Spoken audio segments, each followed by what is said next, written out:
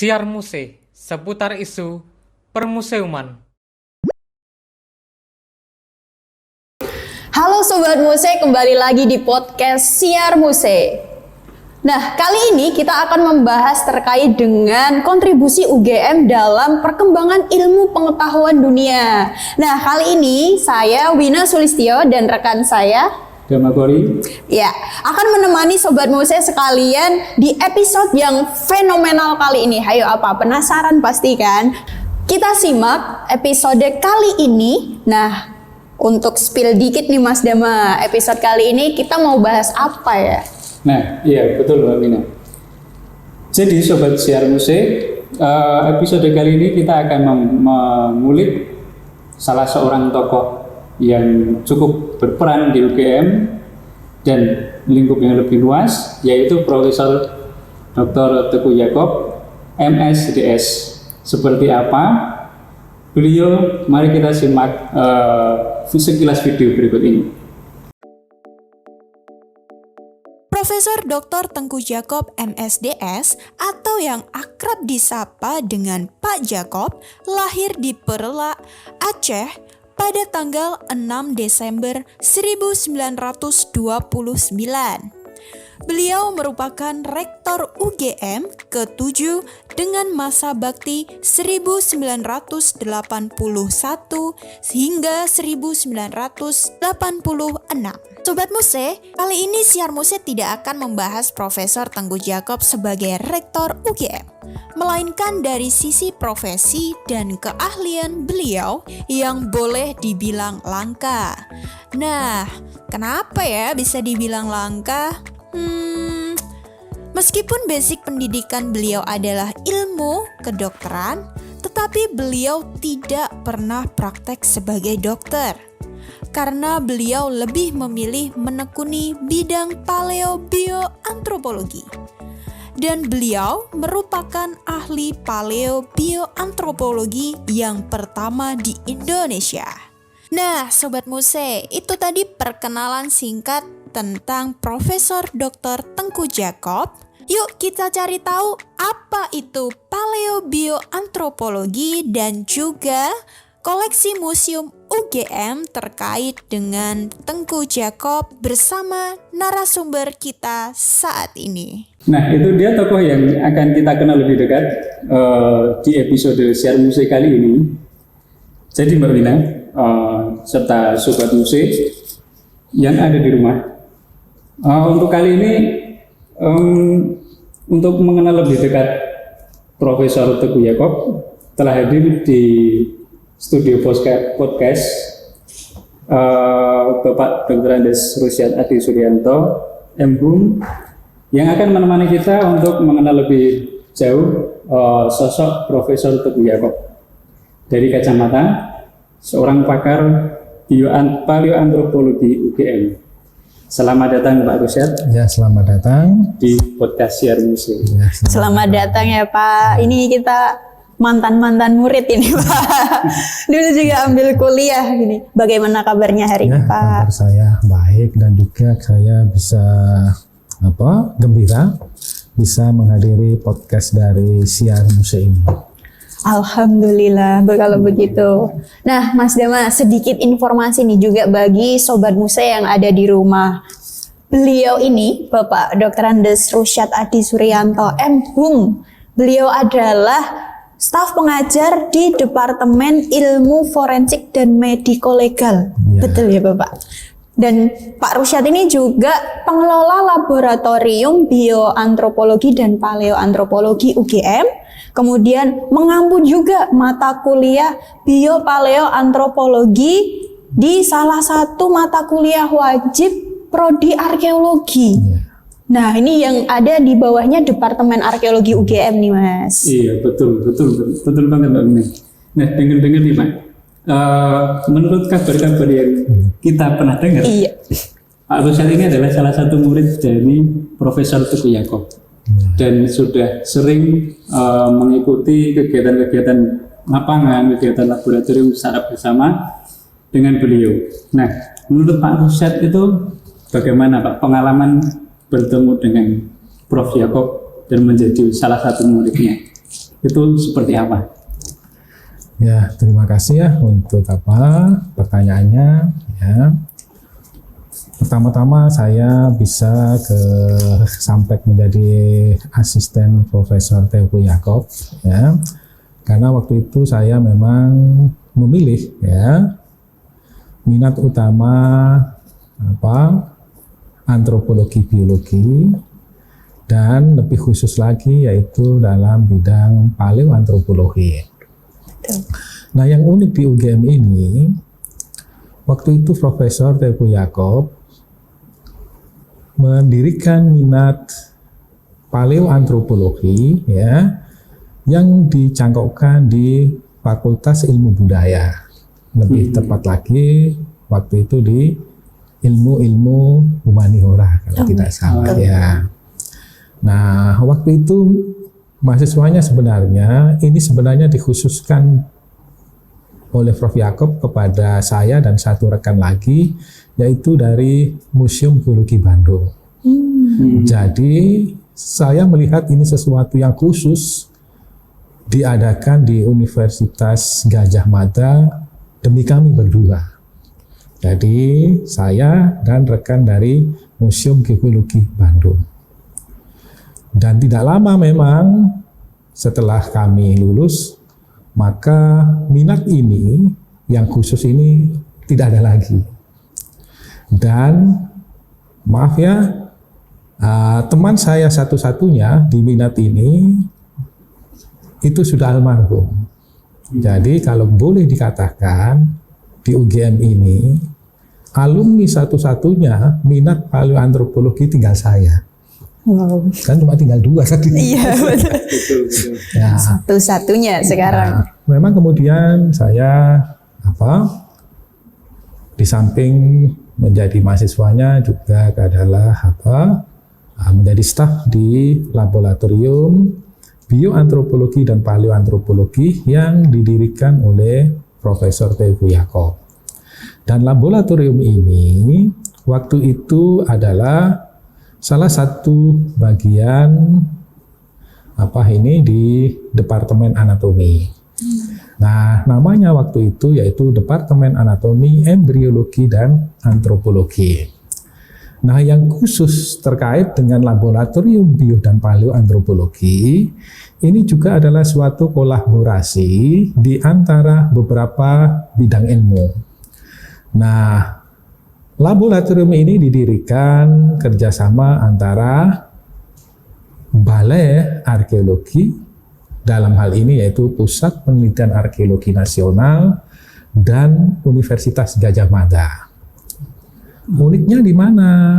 Uniknya adalah tanahnya milik Universitas Gadjah Mada, tetapi bangunan, fasilitas, dan sumber daya manusianya, yaitu pegawai termasuk di dalamnya adalah para teknisi dan laboratorium, itu dulu adalah masuk di kepegawaian Balai Arkeologi Yogyakarta. Oke.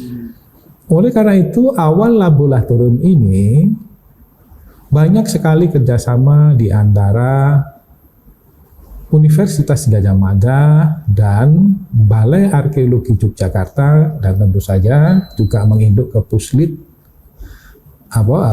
Arkenas. Oleh karena itu kerja utama di dalam penelitian yaitu melakukan ekskavasi yang waktu itu diawali oleh sebuah proyek penelitian yang disebut proyek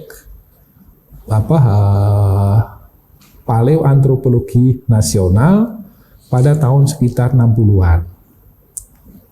Nah, yang hebat lagi adalah bahwa sejak tahun 60-an para perintis, yaitu di samping Profesor Teuku Jakob yang berkonsentrasi untuk tinggalan-tinggalan yang berkaitan dengan manusia dan ekofag. Oleh karena itu banyak fosil yang tersimpan di Laboratorium Bio dan Paleoantropologi yang memang merupakan ada bagian dari Universitas Gadjah Mada. Kemudian untuk artefaknya, ya waktu itu bersama dengan Profesor R.P. Suyono, pasti rekan-rekan dari Departemen Arkeologi FIB UGM sangat mengenal beliau, ya. Kemudian satu lagi yaitu dengan Profesor Sartono yang seorang geolog, ya. Nah, laboratorium ini kemudian memang membawa para senior kami yang juga berasal dari beberapa disiplin ilmu. Ada dari kedokteran, ada dari biologi, dan kemudian generasi berikutnya itu saya yang juga ada beberapa disiplin, yaitu ada dari biologi dan ada dari antropologi biologi. Nah, di dalam laboratorium kami kan kita tahu sendiri ya, namanya Laboratorium Bio dan Paleoantropologi. Maka di sini dibagi menjadi 2 divisi, yaitu divisi bioantropologi atau boleh dikenal sebagai living antropologi atau antropologi hidup. Nah, di sana ada kolega kami 2 orang.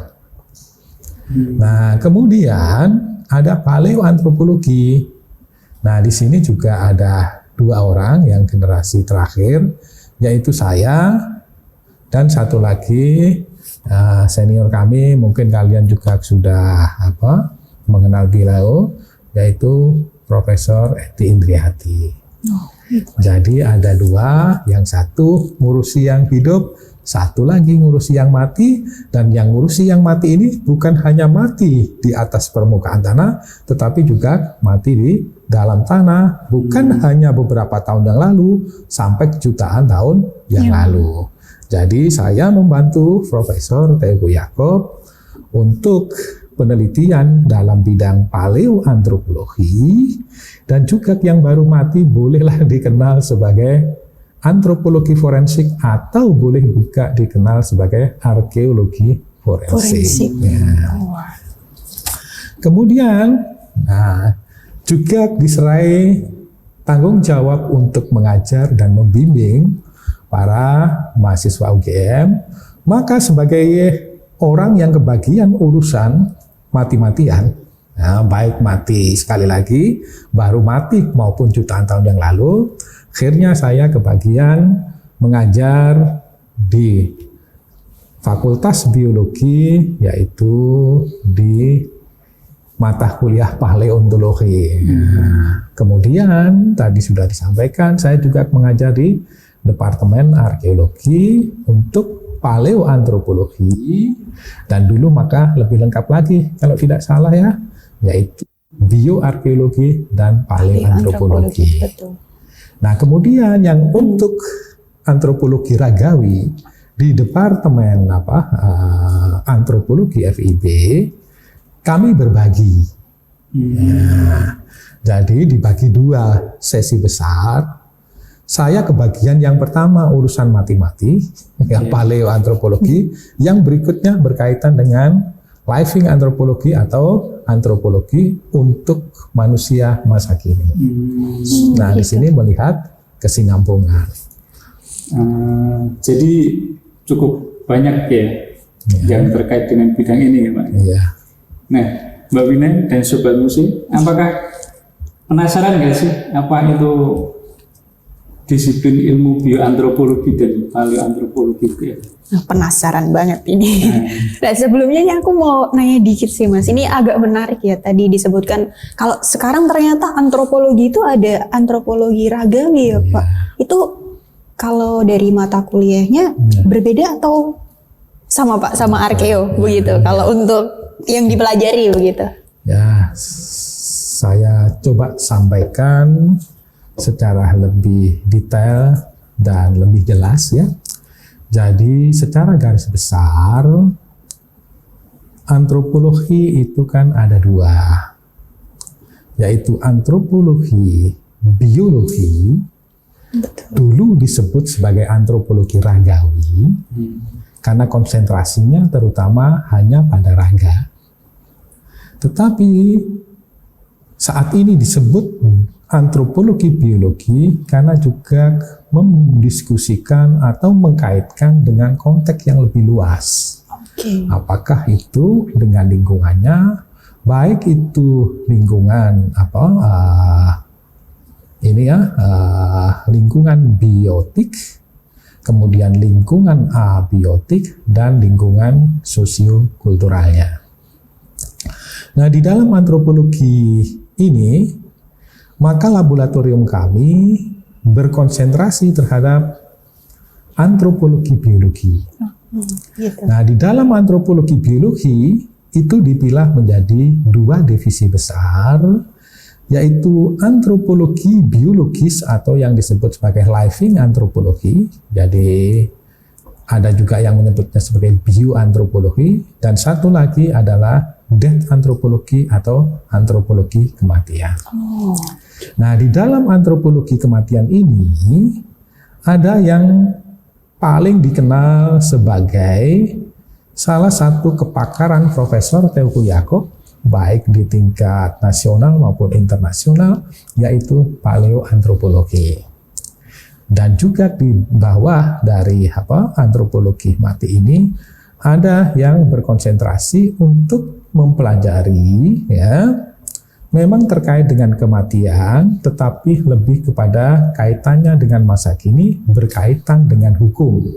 Nah, inilah yang disebut sebagai antropologi forensik.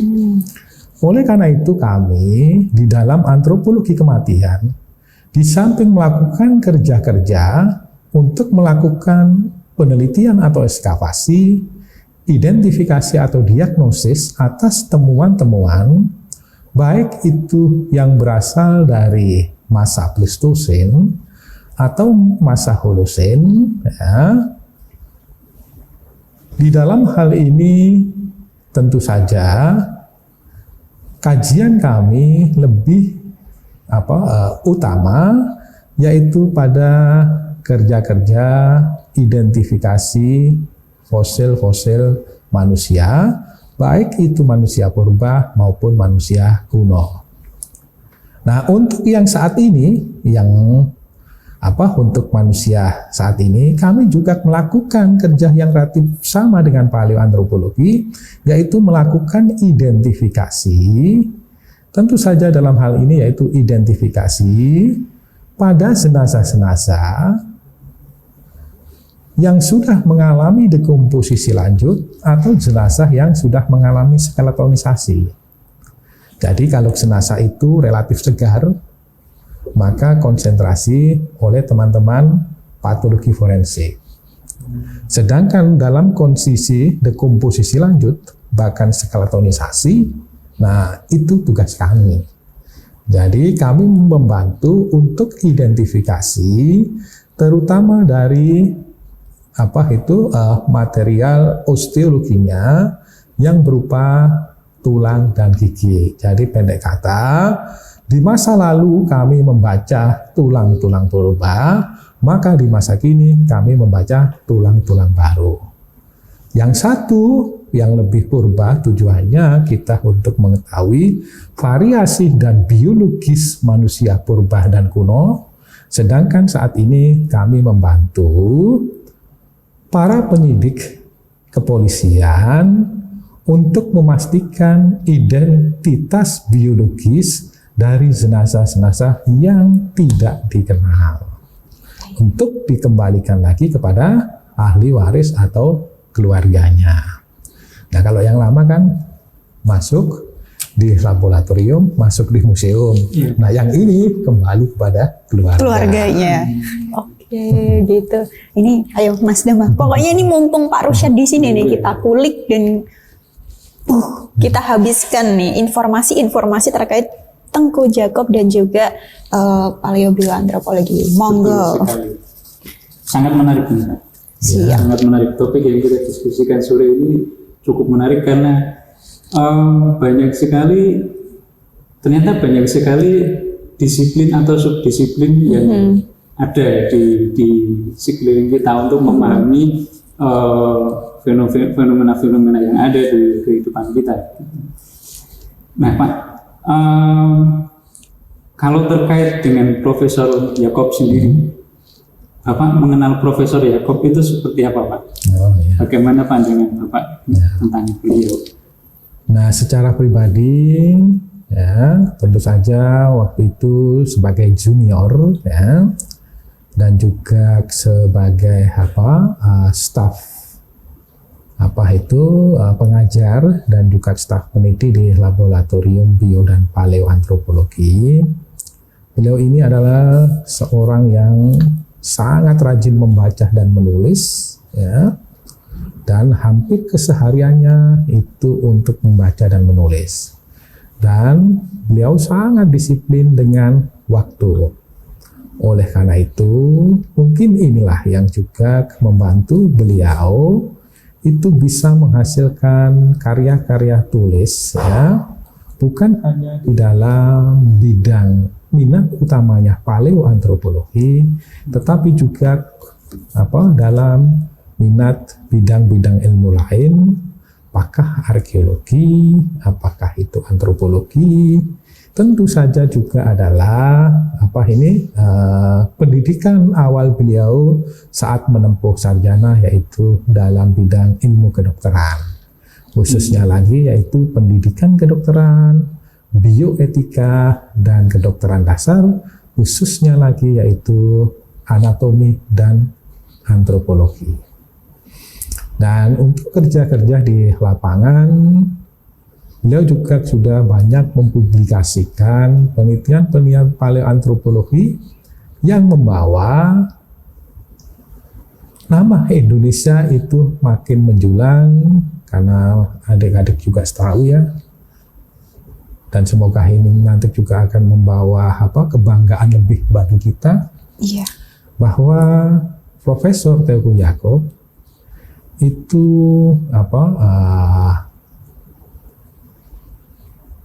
tidak hanya menemukan beberapa fosil yang penting, khususnya dalam temuan yang terkait Homo erectus, tetapi juga memulangkan, ya, fosil-fosil Homo erectus yang ada di luar negeri, ya, terutama yaitu hasil-hasil ekskavasi setelah Eugene Dubois, ya.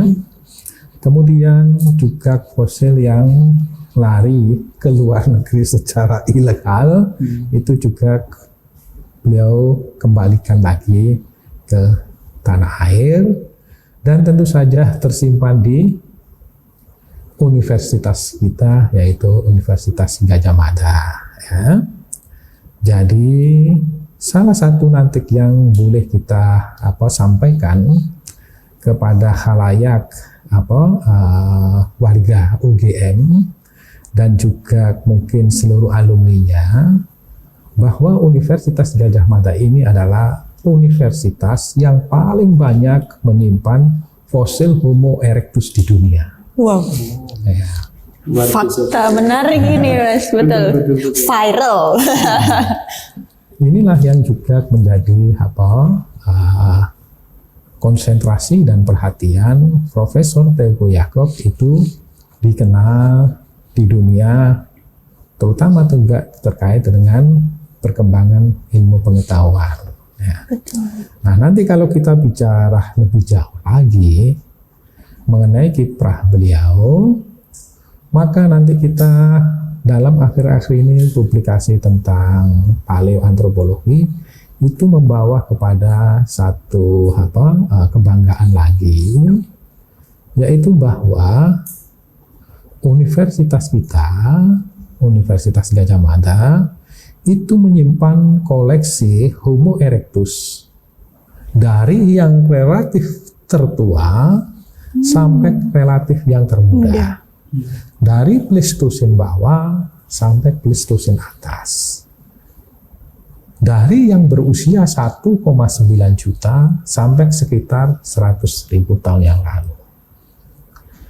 Kemudian berikutnya yang baru saja diumumkan ke publik internasional bahwa semua koleksi ngandong yang dikembalikan oleh GHR Fons Koningsvoll itulah Homo erectus yang kepunahan terakhirnya itu ada di ngandong, yaitu di Blora. Mungkin di sini nggak begitu banyak ya yang tahu bahwa Homo erectus itu terakhir hidup itu di satu kabupaten kecil Di Blora. di Jawa Tengah, yaitu di Blora. Ya. Betul. Jadi inilah ya yang boleh disebut sebagai upaya-upaya Profesor Teguh Yakob tidak saja membesarkan ilmu paleoantropologi, tetapi juga ada upaya-upaya untuk mengembalikan fosil-fosil Homo erectus yang tersimpan di luar negeri. Nah, seperti itu. Berarti istilahnya pulang kampung ya, Pak? Ya, bolehlah disebut Pulang kampung. Nah, kembali ke rumah. iya betul. Kembali ke rumahnya. Ini kan di belakang kita ini ada displaynya Tenggu Jakob, Pak. Iya, betul. Dan ini adalah koleksi, salah satu koleksi dari beliau ini, peti yang Iya. memang dibawa beliau ini. Pak Rosyad ada sedikit memori tentang itu nggak, Pak? Oh ya, memang saat awal penelitian dalam paleoantropologi, saat kita ke lapangan, kita tentu saja membutuhkan wadah, Betul. yaitu wadah untuk menyimpan, dalam hal ini tentu saja menyelamatkan, mengkonservasi, kemudian juga sebagai wadah untuk membawa dari lapangan menuju ke laboratorium atau ke kampus. Nah, tentu saja dalam proses transportasi ini kehati-hatian itu kan penting, karena kan ini material ilmiah yang rentan ya. Betul. Nah, di masa itu ya seperti ini. Pakainya besi ya. Dan ini tidak hanya 1-2, tetapi kotak yang seperti ini sangat banyak sekali di laboratorium kami. Oh begitu, baik-baik. Tidak hanya ada yang dari logam, tetapi juga ada yang relatif memenuhi standar dalam hal ini untuk pengemasan dan untuk transportasi. Nah, yang relatif baru itu malah dari peti dari jati. Kemudian di dalamnya itu terbagi-bagi sesuai dengan pembagian untuk rangka manusia. Jadi di dalam peti itu dibagi kotak-kotak. Jadi ada kotak yang khusus untuk tengkorak. Kemudian ada kotak yang khusus untuk tulang-tulang lengan dan tangan, kemudian juga tungkai dan kaki, kemudian juga tulang belakang, tulang panggul, dan itu semuanya sudah dilapisi oleh dinding yang sangat lunak ya, dari spons di sekelilingnya, dan juga kemudian dilapisi kain hitam. Nah, waktu itu namanya kain beludru. Beludru, jadi iya. kata ini adalah upaya kita untuk benar-benar melindungi bukti-bukti ilmiah dari lapangan. Jadi yang demikian banyak sekali di laboratorium kami, peti-peti ini dari besi, logam, dan juga dari kayu. Dan tentu saja kayunya kayu jati ya. Iya Pak, mahal itu Pak. Packagingnya aja mahal. Ya, Tectona grandis ini memang sangat kuat. Nah, itu juga ada beberapa. Dan tentu saja sekarang penyimpanannya di laboratorium kami juga sudah berstandar internasional. Wow. Jadi fosil-fosil bukan hanya fosil hominid, tetapi juga fosil-fosil hewan. Oh ya, di laboratorium kami itu kami menyimpan hampir 25.000 fosil hewan. Nah, Banyak sekali. Banyak sekali. Banyak banget itu. dan itu sudah tertata rapi, kemudian juga sudah terbarcode, jadi sudah masuk di dalam sistem penyimpanan komputer.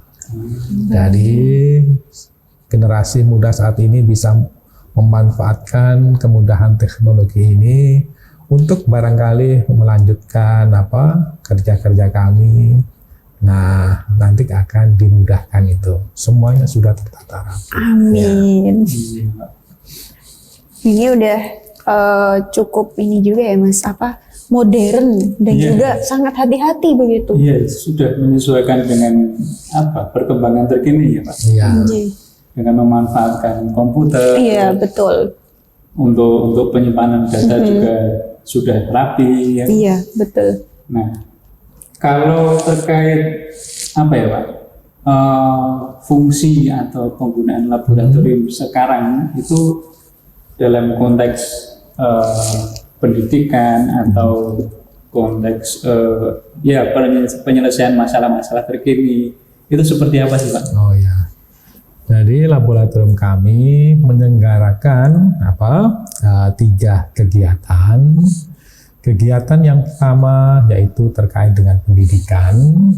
Jadi di laboratorium kami tidak hanya mengajar tetapi juga adalah tempat praktikum dan tempat untuk melangsungkan penelitian bagi para mahasiswa baik itu dari Departemen Arkeologi FIB, kemudian dari Fakultas Biologi UGM, dan juga beberapa mahasiswa dari beberapa universitas. Kemudian yang kedua, kami juga menyelenggarakan penelitian, baik penelitian itu dilakukan di lapangan maupun penelitian yang dilakukan di laboratorium sendiri. Dan yang ketiga, kami juga menyelenggarakan sebagai bagian dari Tridharma Perguruan Tinggi, maka kita juga memberikan pengabdian. Nah, bentuk pengabdian kami yaitu kami memiliki museum paleoantropologi. Nah, museum ini bisa dipakai sarana bagi masyarakat khalayak luas untuk bisa mengenali tentang tinggalan-tinggalan yang berkaitan dengan manusia purba, manusia kuno, beserta lingkungannya, termasuk juga tinggalan-tinggalan budayanya. Nah, inilah bagian dari kami untuk dekat dengan masyarakat secara luas.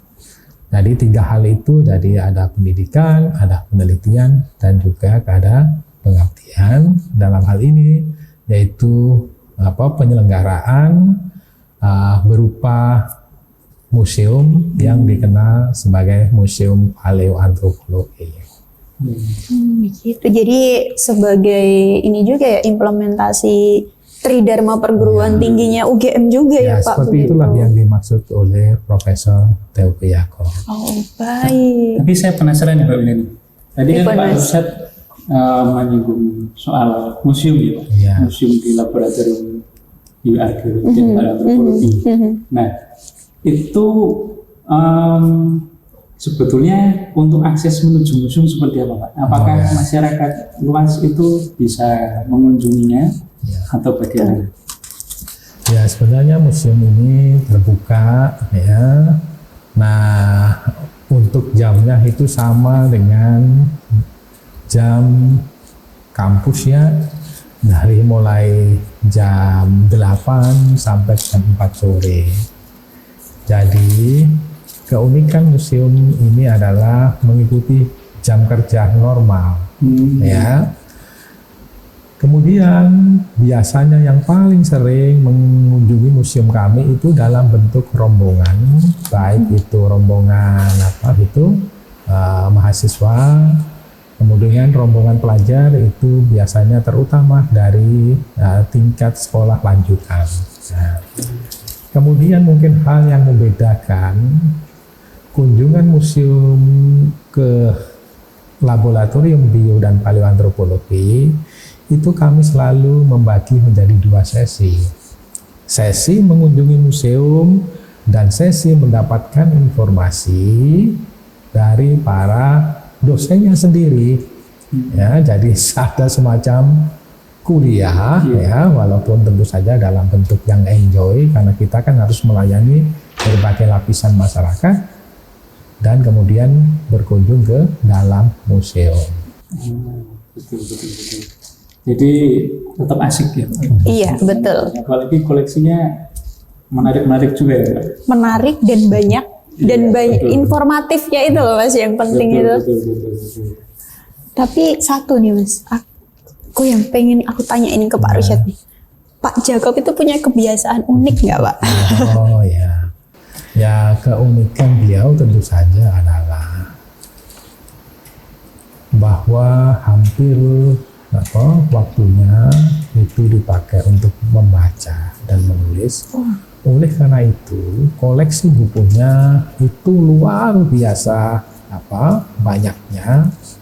Ya, semacam sekarang bisa dilihat di laboratorium kami itu ada 2 perpustakaan di lantai 2 dan di lantai 1. Hampir semua bukunya itu adalah koleksi Profesor Teguh Yakob pribadi. Wow. Ya. 2 lantai Mas. Dua perpustakaan. Iya betul.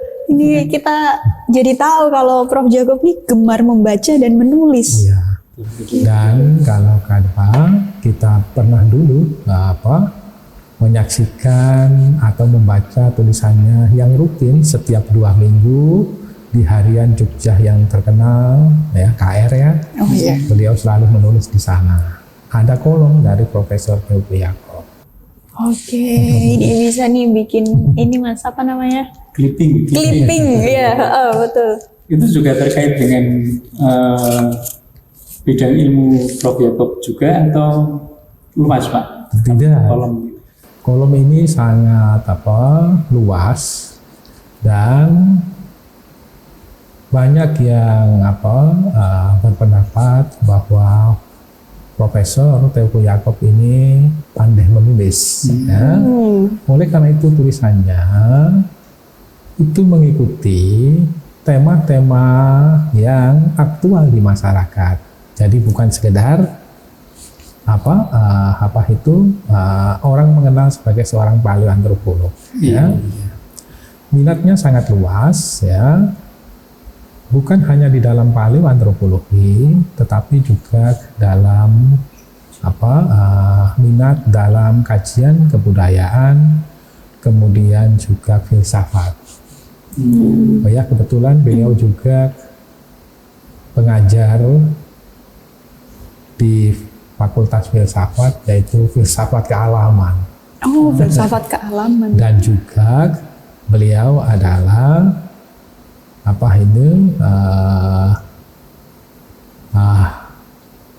penggagas awal, kemudian peneliti dan pengajar di Pusat Studi Perdamaian waktu itu. Nah, sekarang kan lebih luas lagi namanya Pusat Studi Perdamaian dan Resolusi Konflik. Ya. Beliau minat ini terutama didorong yaitu perhatian beliau yang memang adalah seseorang yang anti kekerasan, terutama lagi yaitu tentang penggunaan nuklir untuk senjata. Gitu. Oleh karena itu beliau tergabung dalam organisasi internasional yang terjemahan mudahnya yaitu Perkumpulan Dokter Internasional Anti Perang Nuklir. Waduh. Ada itu ya. Ada, saya juga baru tahu Mas. Nah, di sini beliau juga mengembangkan yang sebenarnya ini pertemuan di antara bidang ilmu biologi ya, yang orang awam mengatakan eksakta, dengan ilmu humaniora ya, yang kemudian ilmu ini dikenal sebagai biopolitik. Jadi sederhananya begini, bahwa setiap kebijakan atau masalah atau konflik politik itu bisa berakibat kepada biologi, bisa kepada biologi manusia, bisa kepada biologi non manusia, jadi bisa hewan, bisa tumbuhan, juga bisa lingkungan. Contoh ya, misalkan kalau perang, siapa yang paling menderita? Kan tentu saja manusia. Betul. Dan manusia sendiri kan adalah makhluk biokultural. Ada biologi, ada juga perilaku sosiokulturalnya. Kemudian juga kemiskinan, kemudian polusi, itu semuanya juga terkait dengan biopolitik. Betul. Dan juga ada minat beliau yang terkait dengan perdamaian, yaitu polemologi, ilmu yang mempelajari mengenai usaha-usaha damai dari sebuah konflik. Waduh. Ini malah juga jadi minat kajiannya manajemen konflik juga ya Mas. Jadi memang relatif luas. Berarti intinya kan sebenarnya juga terkait dengan kemanusiaan. Betul. Jadi karena luas, minatnya sangat luas itu ya Pak. Ya. Menjadikan Prof. Jacob itu salah satu tokoh yang disegani, Betul. baik di Indonesia maupun di Internasional, ya. internasional, ya. Terlebih di bidang paleoantropologi dan bioantropologi. Gitu. Nah, ini agak menggelitik ya Pak. Di sini nih kan ada foto Ya. Pak Jacob diginikan ini Pak. Ini Pak Jacob nih memang punya sisi humoris ya Pak. Kita kalau ke lapangan memang kondisinya tentu saja berbeda saat kita di dalam kampus Iya yang betul. cenderung formal ya. Nah, Iya. kondisi-kondisi di lapangan ini membawa kita ya, ada keasikan, ada keenjoyan ya. Mengapa hal ini dilakukan? Supaya tim di lapangan itu bisa sangat akrab, kemudian juga tidak jenuh di lapangan. Iya betul ya. sekali. Oleh karena itu memang sedah gurau di sela-sela kerja lapangan itu memang dibutuhkan. Nah, coba bayangkan kalau kita sudah tegang di lapangan, maka tentu saja kondisi bosan itu akan cepat datang. Betul sekali. Ini salah satu treatment Iya, betul, mental. betul. Jadi biar nggak capek fisik di lapangan, kepanasan capek, Ya. tambah capek mental lebih capek lagi. Nah, Lebih Iya. cepat pengen pulang. iya betul, nggak kerasan. Nah, ini kalau ngobrol soal Prof. Jacob nih memang nggak ada habisnya ya Mas. Betul, betul. Karena memang beliau ini prestasinya banyak, kemudian juga melakukan repatriasi fosil-fosil, pulang kampung, membantu pulang kampung ke Indonesia begitu. Tapi sayangnya kita harus ngakhirin perbincangan terkait Prof. Jacob ini sejenak. Karena mungkin, monggo Pak Rusyad, ini boleh diminum loh Pak. Ini Oh iya, terima ini kasih. aman Pak. Ini aman sekali untuk diminum. Nah, Sobat Muse yang ada di rumah, kita memang harus berpisah kali ini di segmen 1 ya Mas. Betul. Terkait kontribusi UGM dalam perkembangan ilmu pengetahuan dunia, episode Profesor Tengku Jacob bersama dengan pakar biopaleoantropologi UGM Bapak Rusyad Adi Suryanto. Tapi jangan kemana-mana dan juga jangan khawatir, kita masih akan melanjutkan ini Mas pembahasannya. Iya, betul. Jadi Masih akan bersama Pak Rusyad. ini yang masih kangen dengan Pak Rusyad, alumni Arkeo yang dulu kuliah, ayo yang telat. Ini Pak Rusyad sudah hadir loh ini. Ini kita akan membahas lagi. Silahkan yang masih mau temu kangen dengan Pak Rusyad, tonton podcastnya Siar Muse Museum UGM. Nah, untuk segmen kali ini kita harus tutup dulu Bapak Rusyad begitu, sekalian nanti kita ngobrol-ngobrol dan minum dulu ya. Ini agak kering juga ya Mas. Kasihan juga Pak Rusyad dan Mas Dama ini. Jangan kemana-mana. Bye.